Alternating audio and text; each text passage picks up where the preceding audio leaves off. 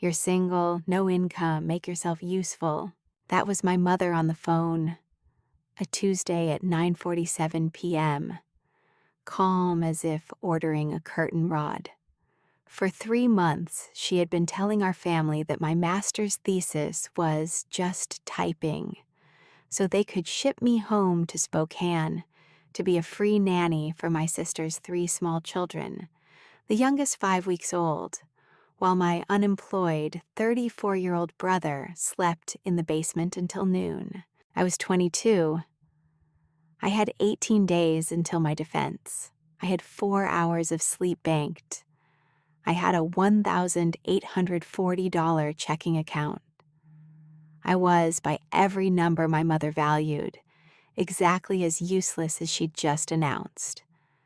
And I had started to wonder why everyone who called me useless also seemed to need something from me. I didn't argue. I packed a USB. I flew home. If you have ever been called useful when someone really meant available, you know what that sentence does to a person. Like and subscribe if stories like this are why you listen. I'm Olivia, 22, a master's student in statistics at UW Seattle, 18 days from my thesis defense. This is the story of 6 days that exposed what my family had been asking its daughters to pay for. My studio in Seattle is 380 square feet, and at 9:47 p.m. on a Tuesday in early May, it smelled like burnt coffee, a refrigerator that needed defrosting, and Chapter 3. I was 3,400 words deep into Bayesian models for transit delay prediction. My thesis. The chair under me was free off a graduate listserv. The desk was a door I'd unscrewed from the closet and balanced on 2 filing cabinets. The cabinets were full of TA grading from a class I taught for $9 an hour. The phone rang. Linda. I tapped speaker. Olivia. Hi, Mom. I need you to come back to Spokane. Megan needs help with the 3 kids. You're single, no income. Make yourself useful. No greeting. No, how is your work going? No, I love you. 22 seconds in, and she had already gotten to the point. I had been raised on this clock. I knew it well. When? I said. Soon, couple weeks. Stay through summer at least. I have my defense. You can study from here. I did not say anything for 9 seconds. I have learned over 22 years that silence is the only sentence my mother lets me finish.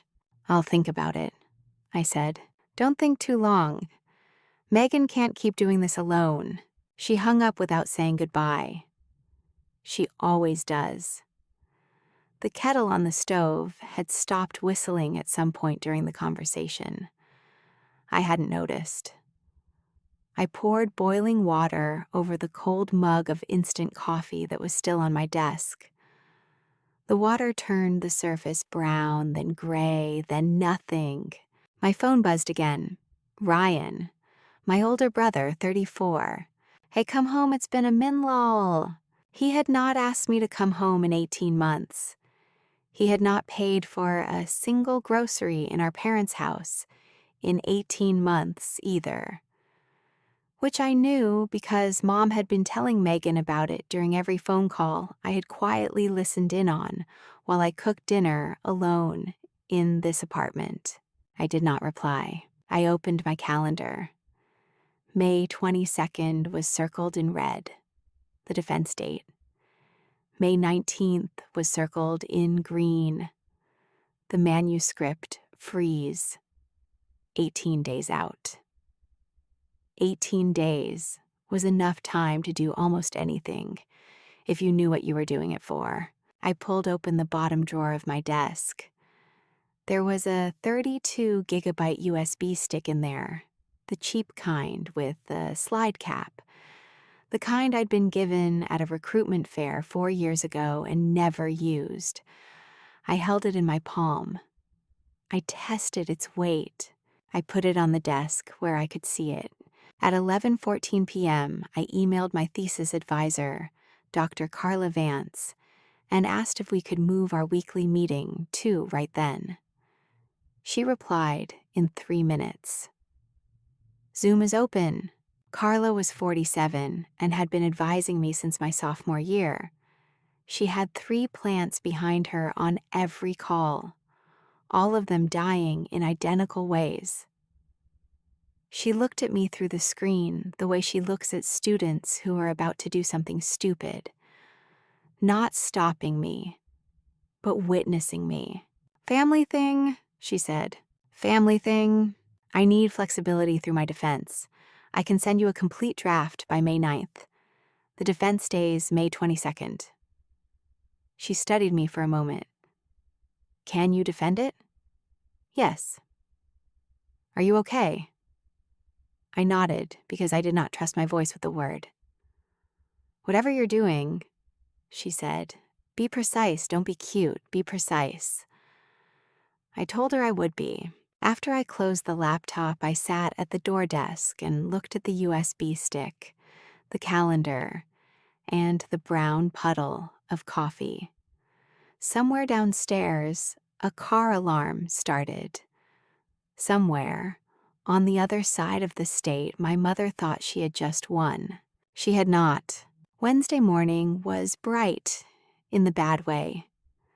I bought a $4 coffee at the place on the corner because I needed to leave my own walls. While I waited in line, I opened my banking app. $1,840.32.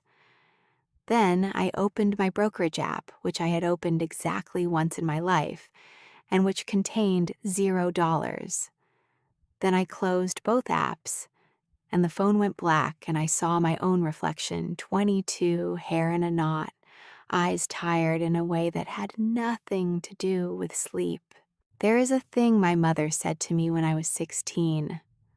I had won $500 at a regional science fair for a project on the statistical distribution of school bus arrivals. I came home with the check.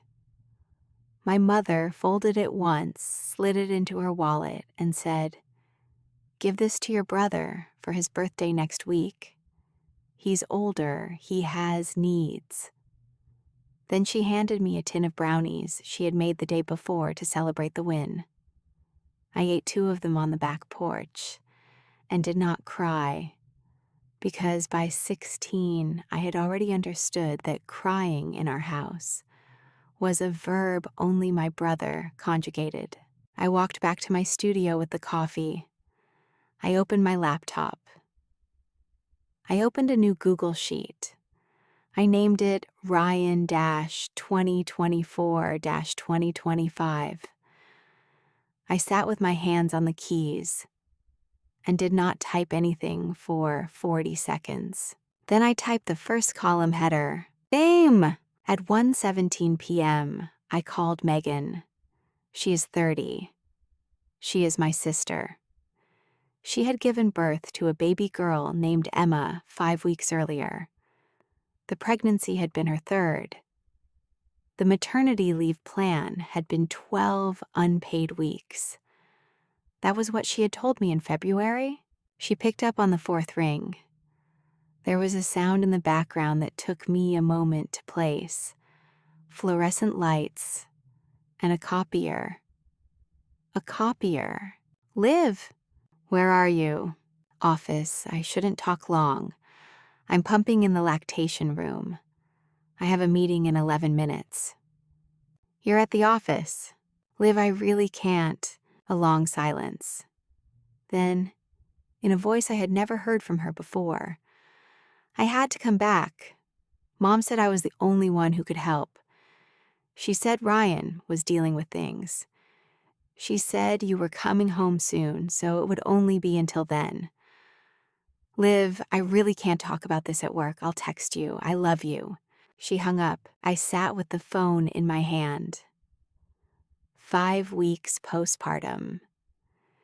She was 45 minutes from her newborn, pumping in a lactation room between meetings, because Mom had decided Ryan's problems were urgent and Megan's recovery was optional. I added a tab to the Google sheet. I named it Megan. Spokane County District Court has a public case viewer for small claims and civil cases.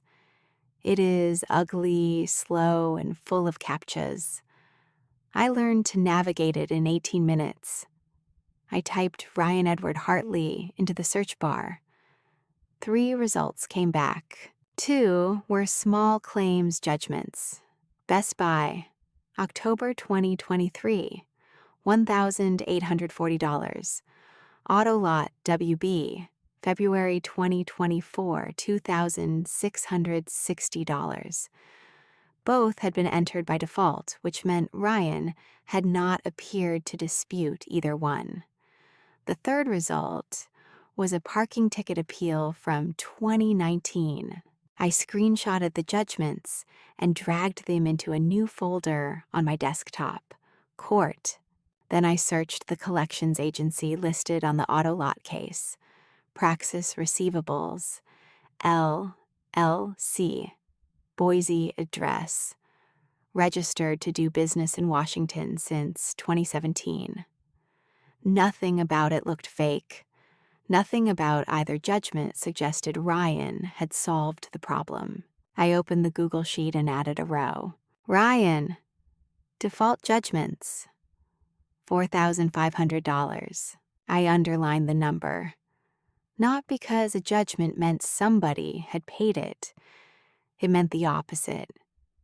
Ryan had let the debt get far enough that a court had put his name beside a number he still owed. $4,500 was twice what I had in checking. Ryan had no job. My mother told everyone he was working on a startup. And yet he was still living in the basement, still eating food someone bought, still driving a car someone insured, still being described as a person with needs. I typed a question in the next cell. Who was keeping him afloat? At 8:42 p.m. on Wednesday, I texted Haley Marsh for the first time in 6 months. Haley had been my best friend in high school. She had not gone to college. She had gone to Northern Quest, first as a waitress, then a cocktail server, then a bartender. On Friday and Saturday nights, she made more money than I expected to make in my first year as a researcher. In our small-town constellation, that made her a quiet success story. I sent one line. You still working Northern Quest? She replied in 10 seconds. Still, you okay? Does my brother Ryan ever come in?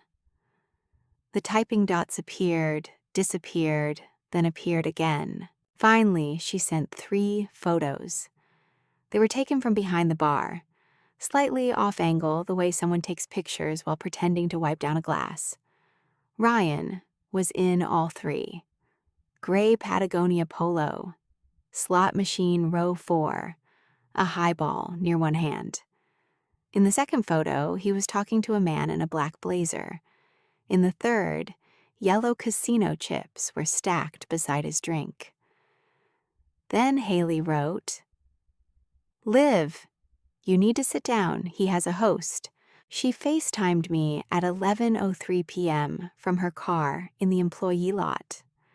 Her eyeliner had the tired, glittery look of Wednesday at the end of Wednesday. A host doesn't tell me exactly how much somebody spends, she said before I asked. Tier labels are not a public accounting system. But Ryan gets comp rooms, comp meals, and somebody on the floor calls him by his first name. That means he is not coming in once a month for the buffet. How long? I started seeing him regularly about 1.5 years ago. Could be longer. I asked whether he gambled with cash. Haley looked away. Sometimes, but he also asks for markers. How much? I don't know. I know there was a fight at the cage last weekend. A host named Marcus Whittle told someone I know Ryan wanted another $5,000 after he had already hit his limit. I wrote the name down. Liv, Haley said, I'm worried about you. Be worried about Megan, I said.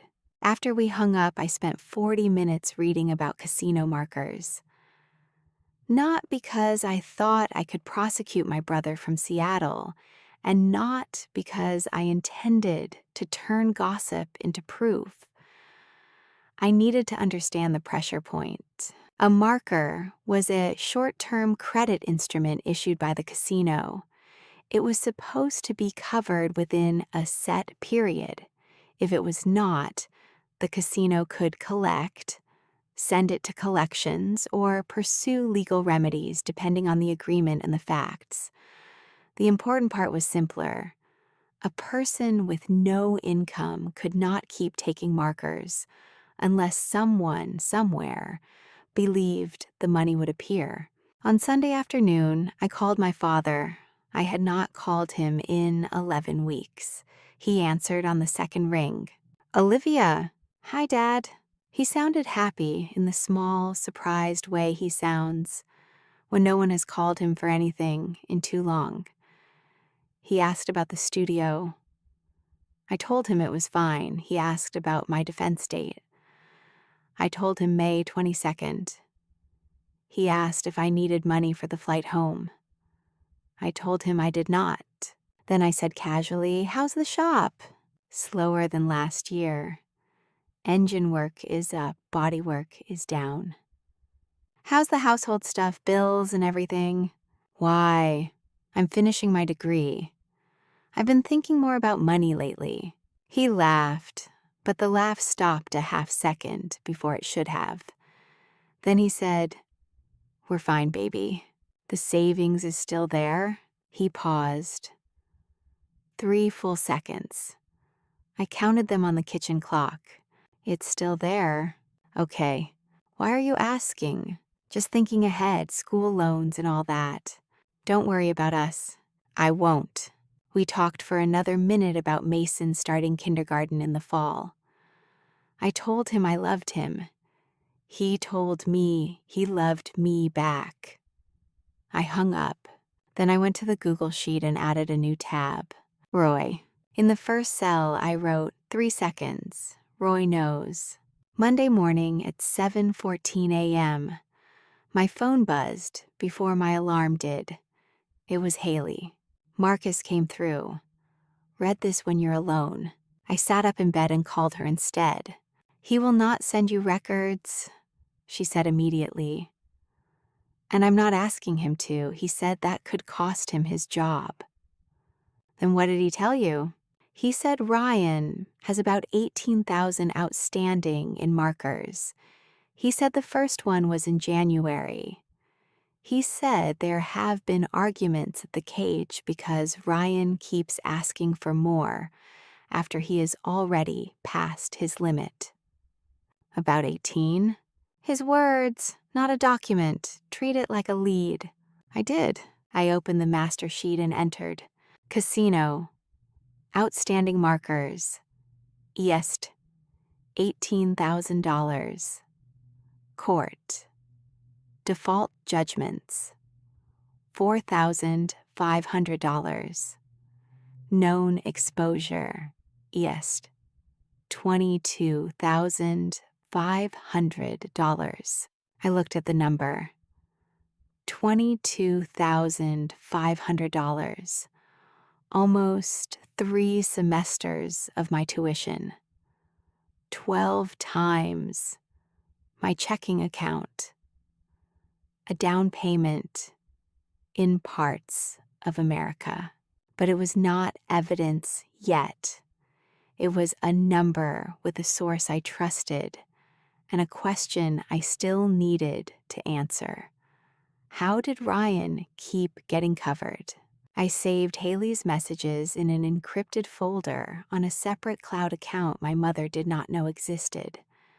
I named the folder Casino Leads. Then I closed the laptop and burned toast because I forgot it was in the toaster. At the door desk, I wrote the numbers again by hand on the back of a TA grading sheet. Some totals need a pen before your body believes them. Ryan had reported no income for more than a year. The two judgments alone were $4,500.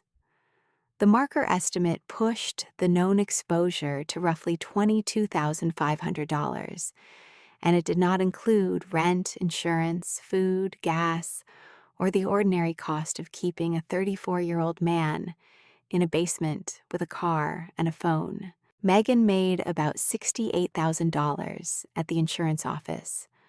Her mortgage, childcare, car payment, and 3 children already consumed nearly all of it.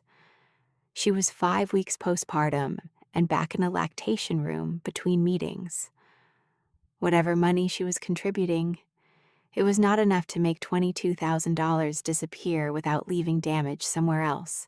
My mother made about $30,000 before taxes. My father's shop brought in more, but gross revenue was not household cash.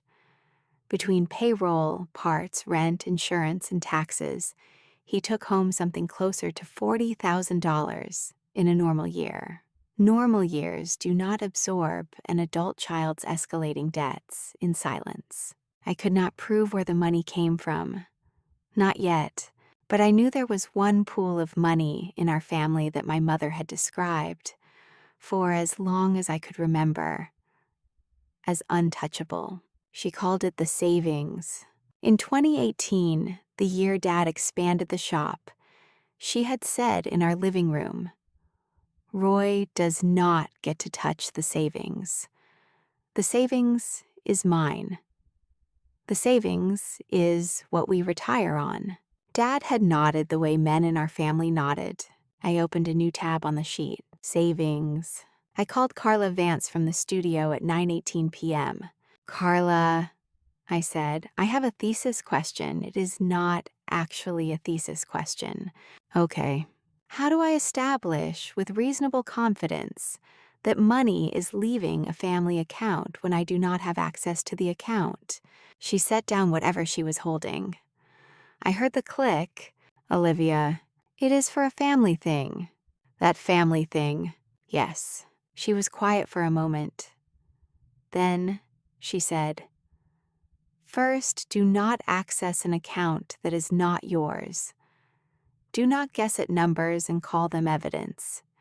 If you find anything, it has to be something you can explain later without pretending you got it by magic." "I know. What do you actually have?" "Court judgments, casino leads, a father who pauses too long when I ask about savings." "That is not proof," she said. "That is a reason to pay attention." I looked at the USB on my desk. "So what do I do?" "You go home only if you can do it without sacrificing the defense. You observe. You ask direct questions. You preserve only what is already in front of you, and you separate what you know from what you suspect. I need a draft to you by May 9th. The defense days May 22nd. You can do that?" "Yes." She watched me for 4 seconds. "Then be precise, especially with your family." I booked the flight that night. Friday afternoon, Seattle to Spokane. Return Monday morning. I texted my mother that I was coming home for the weekend to begin the transition. She replied with a thumbs up emoji. My mother had never used an emoji in her life. She thought she had won. The flight was delayed 2 hours on the ground at SeaTac because of weather over the Cascades.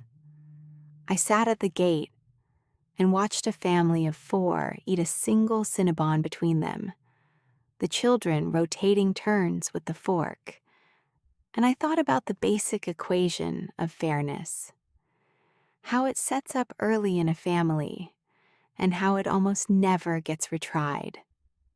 Mason was 5. Lily was 3. Emma was 5 weeks old. They were learning the equation now. Mason was old enough to start losing.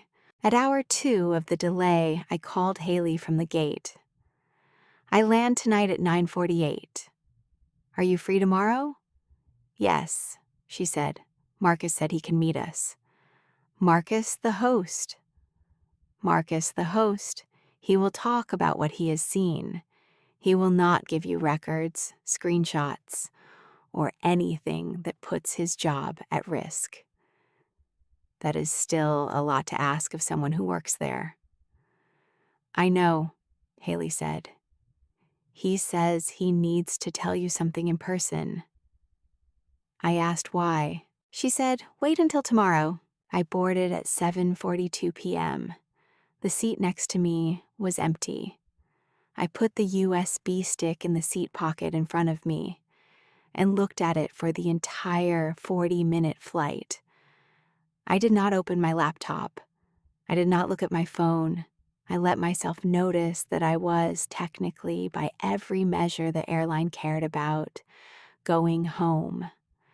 I let myself feel what that word was supposed to feel like and what it actually felt like.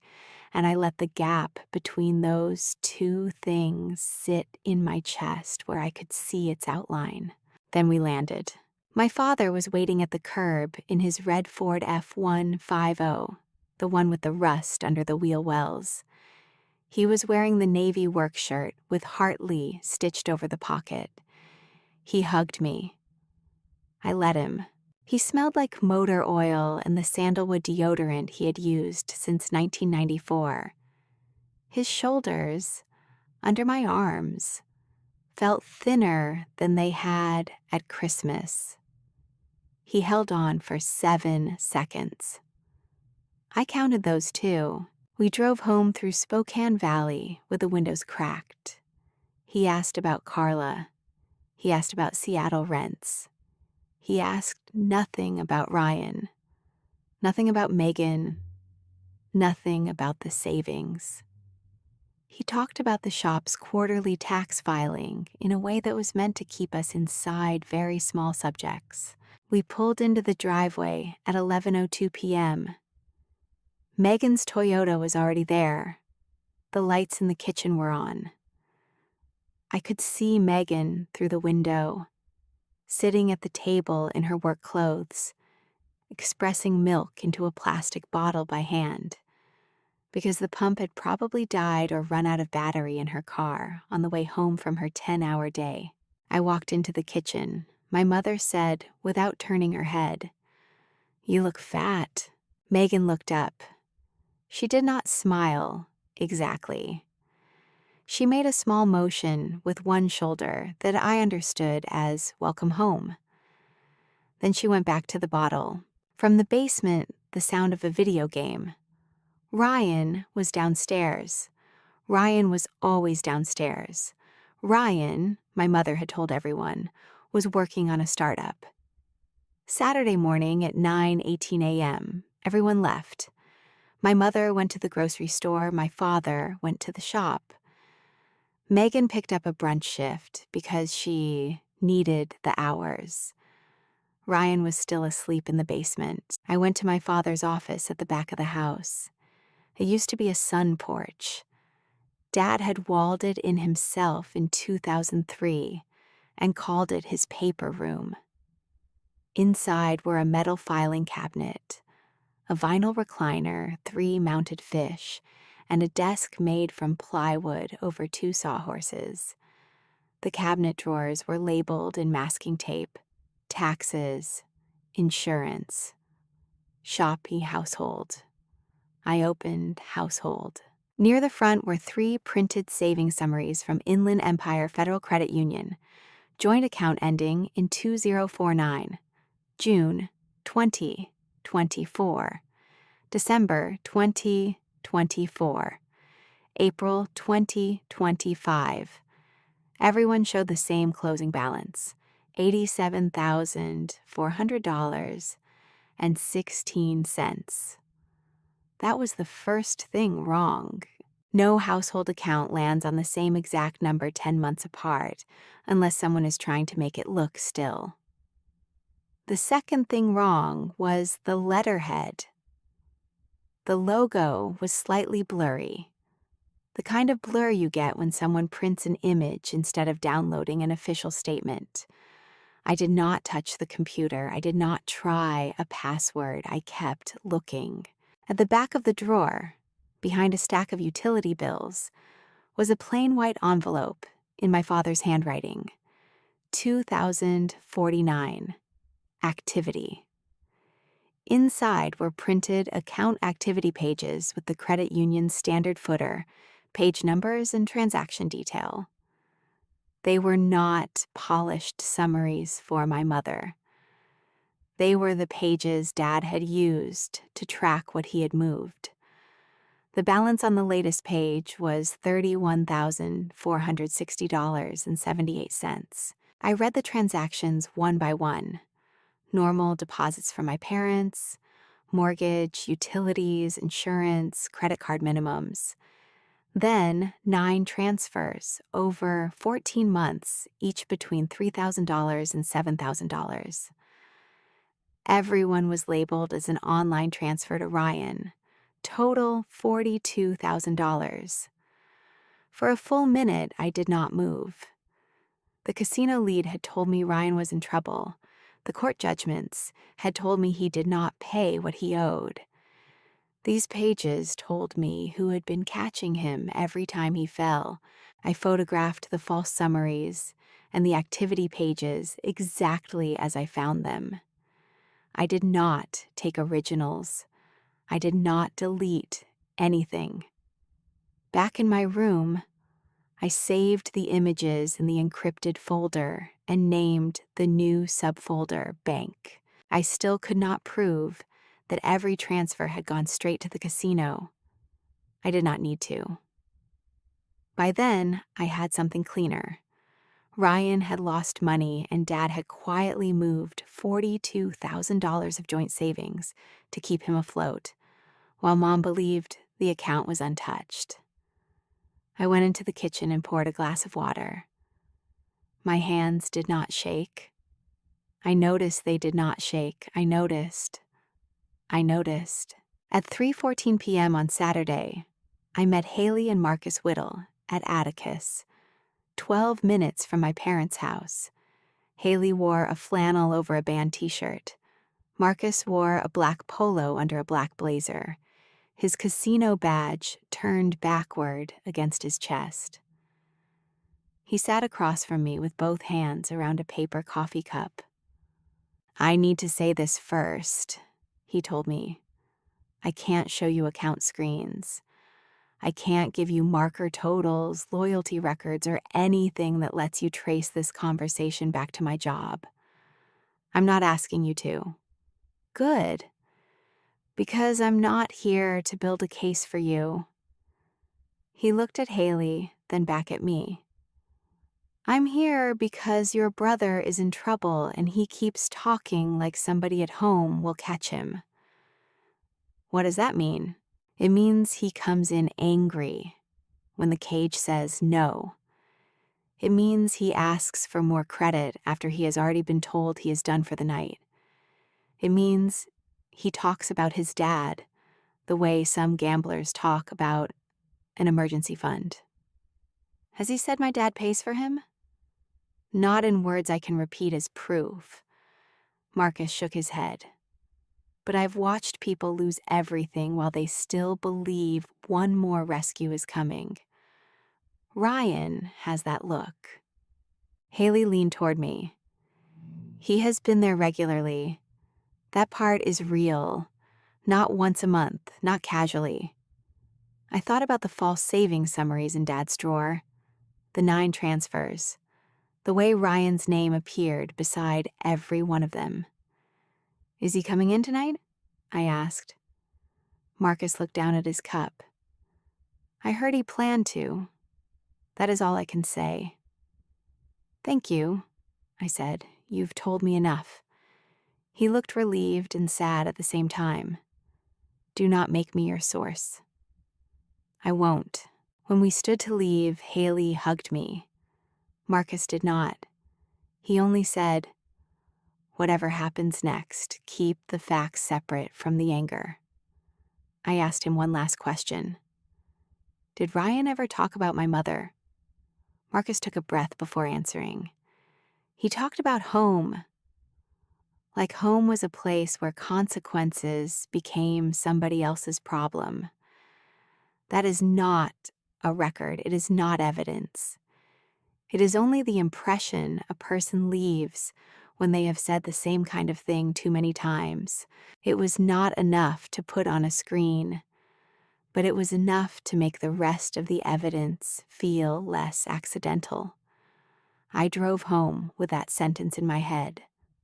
Saturday night, after Megan had gotten the older two children into bed, I found her on the back porch with a cup of chamomile tea. She made a small motion with one shoulder when I asked if I could sit down.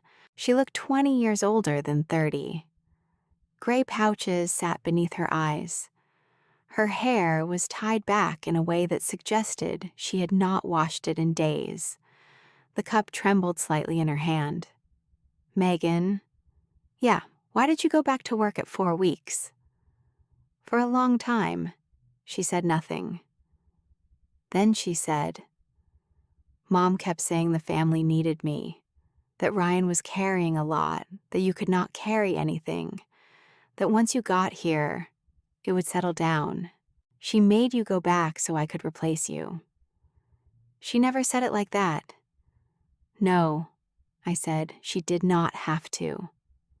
Before I opened the files, I told her what I'd told myself all day. Some of this is evidence. Some of it is only a lead. I'm not going to say more than I can prove. Megan looked at me. "And if Mom says none of it matters, then she will be saying that in front of the numbers." I began with the parts that required the least interpretation. I wanted Megan to see that this was not a theory I had built because I was angry. It was a sequence of documents, dates, and choices that other people had made while asking her to be tired enough not to notice. I showed her the photo of Ryan at the casino first. Then Haley's messages. Host, markers, regular visits, no number I could prove. I showed her the 2 court judgments. Finally, I opened Bank, the screen filled with the photographs I had taken in Dad's paper room, the 3 false summaries, the real activity pages, the 9 transfers labeled to Ryan, the total at the bottom, $42,000. Megan did not move for a long time. Once she reached toward the screen with 2 fingers and touched the row for the $7,000 transfer in November. "That was the month Mom said we could not afford the dishwasher repair," she said. I nodded. She knew about the casino. "I do not know that yet." "Dad did." "Dad knew enough to move the money." Her face folded, but she did not cry. At 11:38 p.m., she knocked on the door of my old bedroom. I had been waiting for her. She sat on the edge of the twin bed with its faded green pears and put both hands flat on the bedspread. "Show me everything again," she said. So I did. Slowly, court judgments, casino leads, bank activity. I told her exactly what each item proved and what it did not prove. I told her Marcus had said no records. I told her I was not going to turn suspicion into a fact just because it felt true. When I finished, she sat without speaking for almost 20 minutes. Then she said, "Mom has to see this. Tomorrow is Sunday dinner. Do you want to tell her or do you want me to?" "I'll do it," I said. She nodded. At the door, she turned back. "Liv?" "Yeah." "I should have called you." "I know," I said. "Go sleep." Sunday morning at 7:14 a.m. My father was already in the kitchen making coffee in the dented Mr. Coffee on the counter. He was in his work shirt because he was always in his work shirt. He turned when I came in and held out a mug. "Sleep okay?" "I slept fine." We sat at the kitchen table beneath the yellow clock that had run 8 minutes slow since 2009. "Are you coming to church with your mother?" he asked. "No, I'll stay with the kids." He nodded, but he did not look at me. He looked at his coffee. "Olivia." "Yes." He did not say what he meant to say. Instead, he opened the kitchen junk drawer, the one full of takeout menus, rubber bands, and a dead AA battery, and pulled out a plain white envelope. My brother's name was written on it in pencil. Ryan. He set it on the table between us. I did not touch it. After a while, Dad put the envelope back in the drawer. He drank his coffee. Then he left for the shop. The envelope told me nothing I could use as evidence. I had not opened it, and I was not going to. But it told me something else. Dad had been keeping parts of this disaster close enough to reach from the kitchen. By 10, Mom had gone to Whole Foods, and then to her sister's. The children were watching cartoons. Emma slept in a bassinet by the window. Megan came upstairs with her phone. "There is something," she said.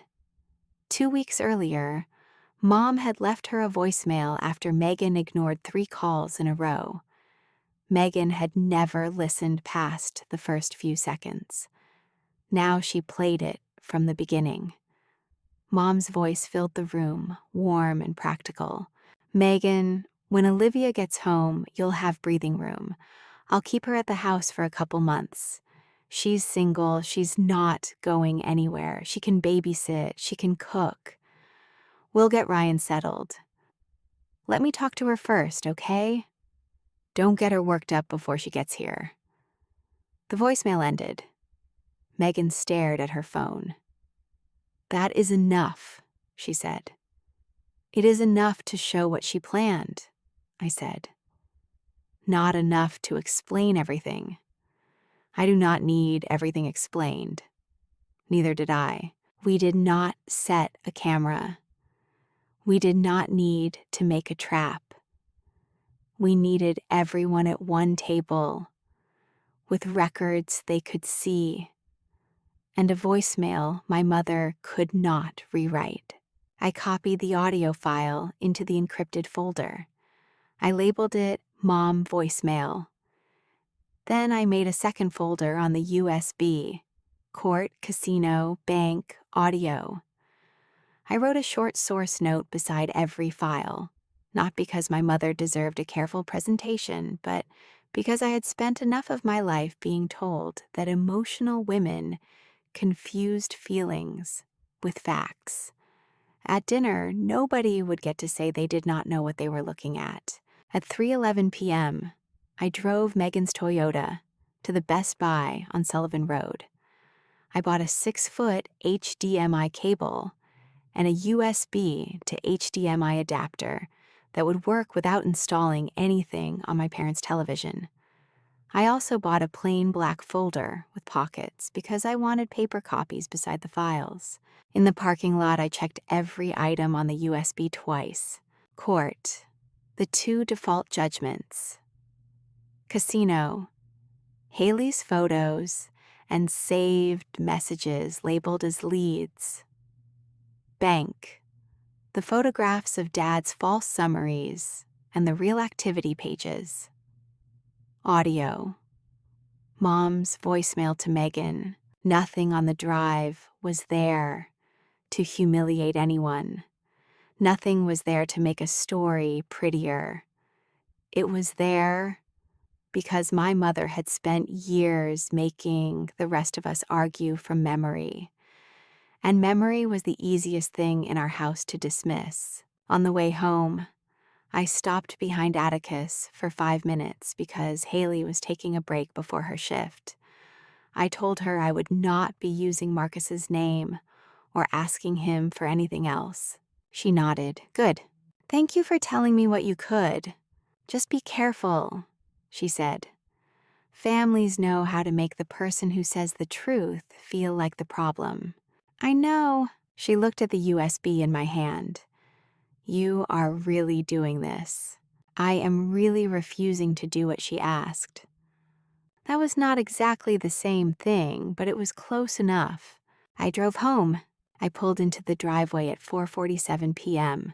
Ryan's car was already there. Ryan was home for Sunday dinner. Good. At 6:30 p.m., my mother served roast chicken. She always served roast chicken on Sunday. It was a ritual that had not varied in 22 years. There were 6 of us at the table, Dad at the head, Mom on his right, me on his left, Megan beside me, Emma asleep in a carrier on the bench. Mason sat on a phone book stack so he could reach the table. Ryan slouched across from Megan in the gray polo, looking at his phone under the table. Lily was already asleep upstairs. My mother carved the chicken with the same precision she brought to every Sunday meal. She put 2 slices on my plate without asking. The skin was crisp. The thigh meat was perfect. For 1 second, the room looked almost normal enough to make me question every file on the USB in my pocket. Then Mom said brightly, "All right, we'll do the handoff tomorrow. Mason starts swim lessons Tuesday, Olivia, so you'll drive him at 3:45. There's a permission slip on the counter. I filled in the emergency contact line for you. Just initial it." Megan looked down at her plate. Dad reached for the gravy boat with a hand that was not steady. Ryan said, without looking up, "And I left a pile of laundry on the basement stairs. You can do that tomorrow, too." "Mom," I said. I want to talk about something before we get into a schedule." She smiled. It was the smile she used when she was preparing to say no. "Olivia, we're eating. Talk to me after. It won't take long." "After. Now." She looked at Dad, then Ryan, then me. The brightness in her face became smaller and harder. "Fine," she said. "Talk." I stood. I took the USB from the pocket of my hoodie and walked into the living room. Our house had an open floor plan. The television was 18 feet from the dinner table, with no wall between them. "What are you doing?" Mom asked. I plugged the HDMI cable into the back of the television, attached the adapter, inserted the USB, and switched the input. The screen came alive with 4 folders in black letters on a white background. Court, casino, bank, audio. Mom stood up. "Olivia, what is this?" "This is what I have been doing for the last 5 weeks, instead of agreeing to become your free nanny." "Turn it off." "No." Ryan had stopped scrolling. Dad had not moved at all. Megan quietly lifted Mason from his stack of phone books and guided him toward the hallway, where he stood with one hand on the door frame and watched. I lifted the remote and opened Court. 2 PDFs appeared on the screen. Best Buy 2023, Ryan Edward Hartley, $1,840. Auto Lot WB, 2024, $2,660. Both default judgments. Mom laughed once. It was a short, ugly sound. "Olivia, sweetheart, the Best Buy thing was a billing error. Ryan handled it. Auto Lot was a slimy lot. Everybody knows that lot." "Both judgments were entered by default," I said. "That means he did not show up, because the claims were ridiculous. Then he could have said that in court. Ryan's mouth tightened. You don't know anything about either of those. I know the judgments exist. I know they were entered against him. And I know neither of you told Megan or me. I clicked back and opened Casino. The first image was Haley's photo of Ryan at a slot machine in his gray polo. The next showed him at the cage, speaking to a casino employee in a black blazer. The third showed chips beside his drink. Then I opened Haley's messages, each one time-stamped, each one clear about what it was and what it was not. Ryan had a host. Ryan came in regularly. Ryan asked for casino markers. The amount was not verified. Mom stared at the screen. Where did you get those? From someone who works there. Who? It doesn't matter. It does matter. Was it that Marsh girl? Her parents drink. She has always been jealous of this family.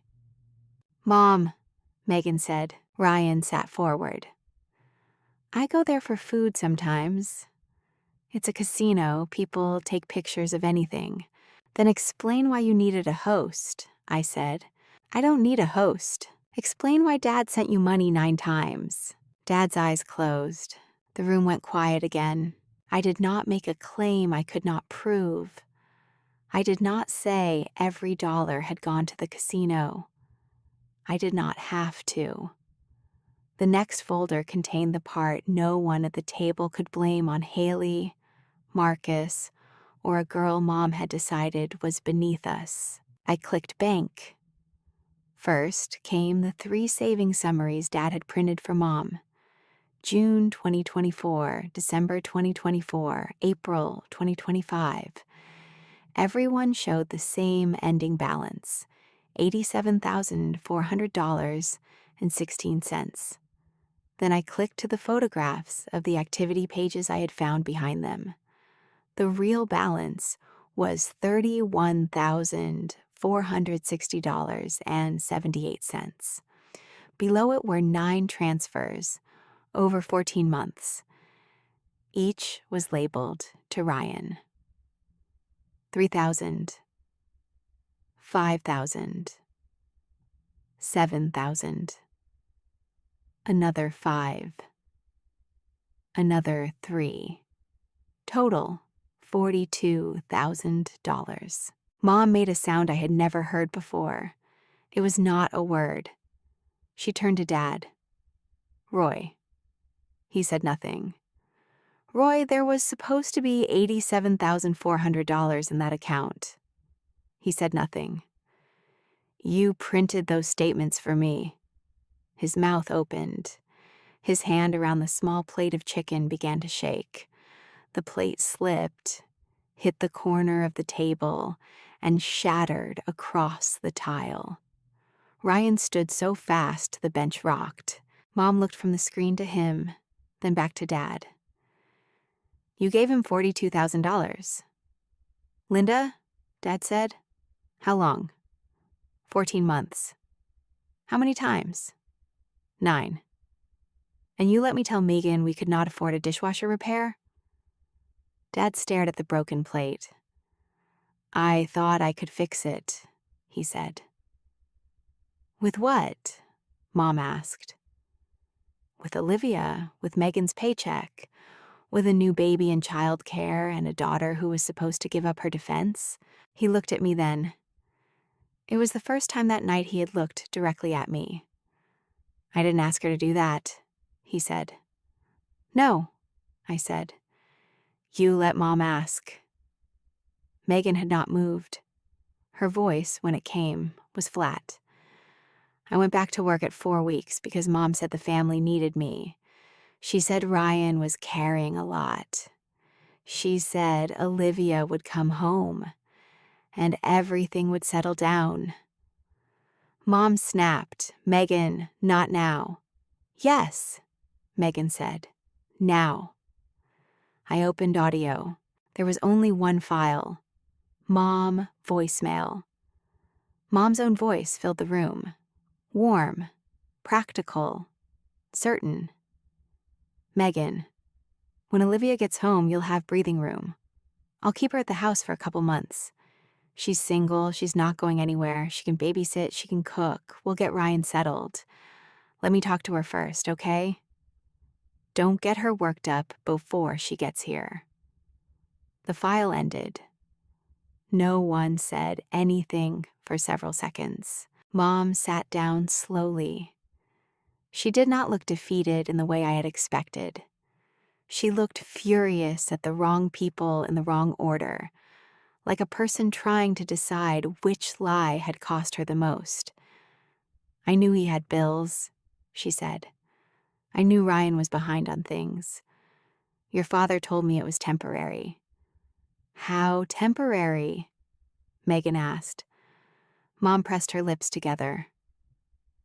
How long did you know he was asking Dad for money? Megan said again. I don't know. Months. I did not ask for details because your father said he was handling it.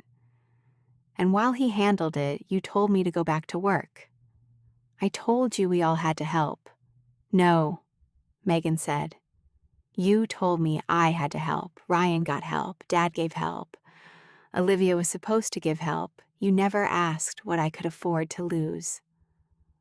Mom flinched. I had never heard Megan raise her voice. She did not raise it now. That made it worse. I was still bleeding, she said. I was pumping milk at work because I could not stay home with my baby. And you kept saying I had to be useful. Mom's eyes filled, but she did not cry. I was scared, she said. Of what? I asked. Of everything falling apart. It was already falling apart, I said. You just made sure it fell on us first. Dad rubbed both hands over his face. This is not all on your mother. No, I said. It isn't. You moved the money. You printed the lies. You watched her schedule Olivia's life around a problem you were hiding. He nodded once. It was not agreement. It was exhaustion. I was ashamed, he said. Shame does not make transfers, I said. You did. Ryan laughed under his breath, the way he did when he wanted a room to feel ridiculous for taking him seriously. Jesus, Olivia, you came here with a slideshow. I turned to him. I came here with documents because every time someone in this family speaks from memory, Mom decides whose memory counts. He looked away. Mom's hand was still gripping the chair. What do you want from me? The question was so familiar, it almost made me tired. It was the question she asked whenever another person's pain became inconvenient. What do you want from me? As though accountability were a service she could choose not to order. I want you to stop calling sacrifice love when it is only being demanded from women, I said. I want you to stop calling Ryan's emergency everyone's responsibility, except Ryan's. I want you to stop treating my time like it belongs to you because I'm unmarried and still building a career. Mom's face hardened again. You think you know everything because you made a spreadsheet. No, I said. I know what is on the screen. That is enough for tonight. For a moment, no one spoke. Then Dad pushed his chair back. I'll give your mother every statement and transfer record tomorrow, Dad said. Then I'll call a lawyer. Mom stared at him. You should have told me 14 months ago. Yes, he said. It was the first complete sentence he had said all night. Ryan grabbed his phone from the table. Fine, great, everybody's happy. I'll go. Where? Mom asked. He stopped. The question landed differently now.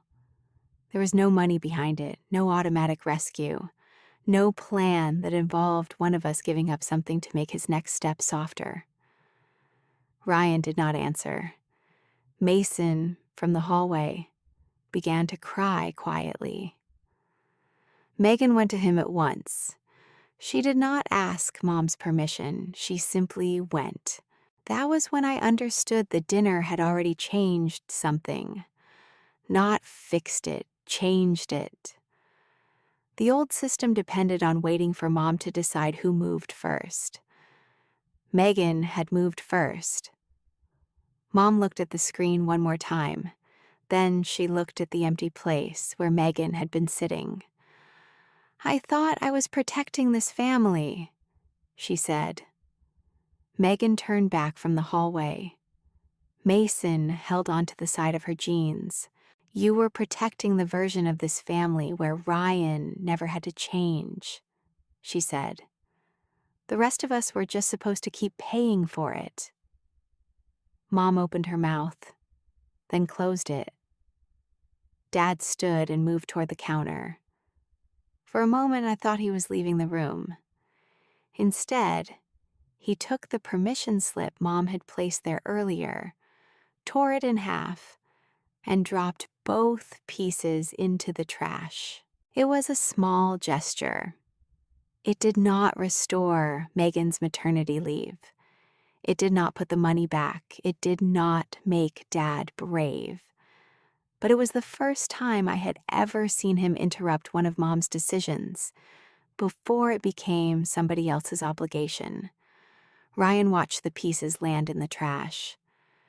"So what happens to me now?" he asked. No one answered. That, more than any speech, was the answer he had spent his life avoiding. I removed the USB from the television. I went into the hallway and picked up my duffel bag. Megan was beside me with Emma against her chest and Mason's hand in hers. At the front door, I looked back once. I'm not coming back here to live. I'm not babysitting for free. I'm not signing the permission slip. And I'm not going to let either of you turn Megan's children into the price of Ryan's choices. Then I looked at Megan. "If you want somewhere to land, call me first." Mom said my name, but I did not wait to hear what came after it. We left that night. Megan drove the Toyota. I held Emma in the back seat while Mason asked 3 times whether Grandma was sick. I told him she was tired, which was the only true sentence I had available. We slept at a Holiday Inn Express off E90. The next morning, Megan drove me to Spokane Airport. I flew back to Seattle with 12 days until my defense. I did not fix my family in those 18 days. I did not call Mom. I did not answer Ryan. I sent Dad one email with copies of the bank activity pages and told him that any contact from him had to be honest and in writing. Then I opened my thesis again. I defended on May 22nd at 2:15 p.m. Carla sat at the committee table. I passed with distinction. 10 days later, the statistics department offered me a research associate position, $52,000, benefits, and tuition support for the doctoral coursework I had been considering. I accepted. The offer was not a magical rescue. It was a job.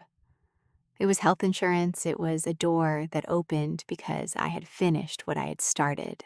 Megan moved with the children into a 2-bedroom apartment in Tacoma, near a cousin with 2 kids of her own. She left the insurance office for a remote project coordinator job that paid less, but let her be in the same room as Emma. I helped her cover a part-time nanny for the first few months. She paid me back in installments the next spring. I told her she did not have to. She insisted, and I let her because paying someone back was one of the first decisions she had made without Mom arranging the terms. Dad gave Mom and her lawyer the transfer records. The savings account became part of the divorce paperwork when Mom filed in early June. The shop did not survive the debt and the strain. By autumn, Dad had moved into a small Winnebago in northern Idaho near a trout stream. We exchange one letter a month. They are short letters. They are honest in a way our conversations never were. Ryan entered Gamblers Anonymous in June after Mom froze the cards she controlled and stopped covering his car insurance. He got an overnight stocking job at a hardware store in Coeur d'Alene. In late July, he sent one text. "I'm sorry, Liv. I'm really sorry." I did not reply. An apology is not a receipt. It does not prove what was paid back, what was learned, or whether the next request for rescue will sound different. I did not need to decide what Ryan deserved while I was still learning what I did. Mom sent one card in late July, on lined notebook paper folded twice. It said, "You did what you thought was right. I am still your mother." She signed it Linda. I read it twice and put it in the top drawer of my desk beside the USB. Mason started kindergarten that fall. Lily started preschool. Emma laughed for the first time in Megan's new kitchen on a Sunday afternoon while I read her the title of my thesis as a joke. She found Bayesian transit delay prediction funnier than any human being should. I keep the USB stick in that drawer. I never plug it in. I do not need to. For most of my life, my mother used useful as a compliment when she wanted something done, and an insult when she wanted something taken from me.